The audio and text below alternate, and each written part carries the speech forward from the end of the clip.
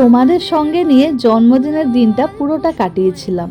এবার চলো, বলেছিলাম কিন্তু সারপ্রাইজ আছে, ঘর পরিষ্কার চলছে, তো তোমরা বুঝতেই পারছো যে কিছুটা একটা ব্যাপার আছে। ইয়েস, 25 তারিখে মানে 23 মে আমার বার্থডে ছিল, 25 তারিখে আমার বাড়ির থেকে সেলিব্রেট করা হয়েছে বার্থডেটা। তো দেখতেই পাচ্ছ অলরেডি কিন্তু রান্না বান্না তোড়জোড় শুরু হয়ে গেছে। আর এই যে আমাদের কুক, আর এই দীপদাকেই আমরা সমস্ত অকেশনেই ডাকি, খুবই ভালো রান্না করে, সেটা না বললেই নয়। দেখতেই পাচ্ছ বড় বড় করে আলু কাটা আর বড় একটা হাঁড়ি। তো কি হচ্ছে আমি তো অবশ্যই জানি, কিন্তু তোমাদের সাথে শেয়ার করবো পরের পার্টে। ছাদে গেলাম, ও মা দেখি ছাদেও চলছে তোড়জোড়। আমার একটা ভাই আর সৌরভ দুজনে মিলে পুরো ছাদটাকে সাজানোও হয়ে গেছে অলরেডি।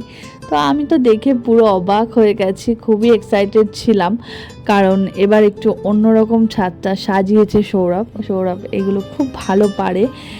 তো আকাশটাও এত সুন্দর লাগছিল। 4টে 4:30-এর মধ্যে কিন্তু পুরো ছাদ সাজানো কমপ্লিট হয়ে গিয়েছিল। সো আমি তো সুপার এক্সাইটেড ছিলাম একদম ফাইনাল লুকটা দেখার জন্য। গান বাজছিল, তো এর জন্য কিন্তু আমি একটুখানি ভয়েস ওভার দিয়ে দিচ্ছি। আর এই যে দেখতে পাচ্ছ আমার ফেসটা কতটা হ্যাপি। আমাকে বলছিল যাও তাড়াতাড়ি করে রেডি হও, কারণ রেডি হতে তো একটু সময় লাগে আর লোকজন যেহেতু চলে আসবে। কিন্তু আমি তাও ওর সাথে ছিলাম, আমি বললাম যে না আর একটুখানি থাকি, তো দেখি কীরকম। আর সেই দিন কিন্তু প্রচণ্ড গরম ছিল, মানে বলার কোনো ভাষা নেই। এখন তো অবশ্যই গরম আছে, কিন্তু সেই দিন কিন্তু ছিল। কিন্তু যাই হোক, যখন একটা সেলিব্রেশন হচ্ছে তখন তো একটা সুন্দর করে ডেকোরেশন করতে হবে। আর এই তো আমি কয়েকটা এরকমভাবে ক্লিপ নিয়ে নিলাম, সোজা ধরে বেঁকে তেড়ে যত ধরনের আর কি ক্লিপ নেওয়া যায়। আর এই দেখো আমাদের ছাদে এখন কিন্তু অনেক গাছ আছে, মানে আমার তো কিছু মন খারাপ লাগলে আমি ছাদে চলে যাই, আর গাছগুলোর দিকে তাকালেই যেন মনটা একটা অন্য রকম ভালো হয়ে যায়।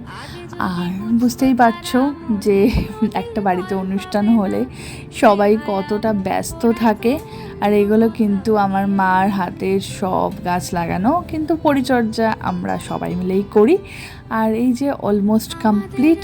তো দেখো গাছের ওপর দিয়েও কিন্তু টুনি দিয়ে খুব সুন্দর ডেকোরেশন করেছে। তো আমি এই পার্টটায় এইটুকুই রাখছি, কারণ তোমরা বেশি বড় ভিডিও এখন আর কেউই পছন্দ করো না, তাই জন্য একটু ছোটোর ওপরেই এই পার্টটা দেখালাম। এর পরের পার্টে কিন্তু আরও এক্সাইটিং জিনিস আসতে চলেছে। তো ততক্ষণ পর্যন্ত সবাই ভালো থাকো, সুস্থ থাকো, আর পরের ভিডিওর জন্য ওয়েট করো।